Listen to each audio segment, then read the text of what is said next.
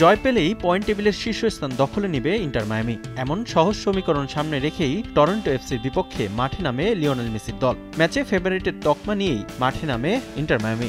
সামনে CONCACAF champions কাপের গুরুত্বপূর্ণ ম্যাচ থাকলেও পুরো শক্তির দল নিয়েই একাদশ সাজান Javier Mascherano.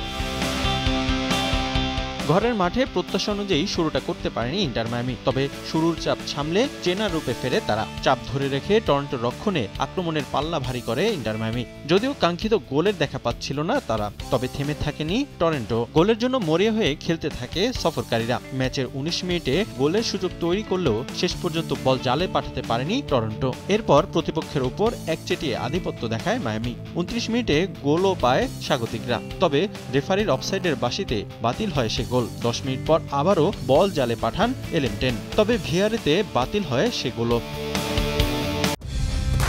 Colour expert, George sap এবং মাইল্ড অন হ্যান্ডস টেকনোলজি সমৃদ্ধ অরিক্স ক্রিস্টাল ওয়াশ আপনার লন্ড্রি এক্সপার্ট।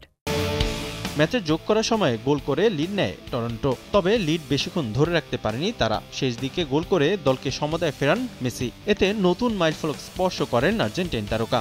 স্বদেশি হিগুয়েনকে টপকে ক্লাবের সর্বোচ্চ গোল কন্ট্রিবিউশন এখন আর্জেন্টাইন তারকার।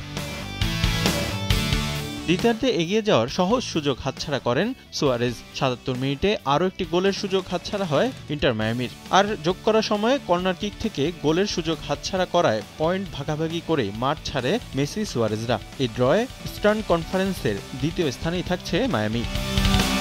রিফাতুল ইসলাম মিরন, সময় সংবাদ।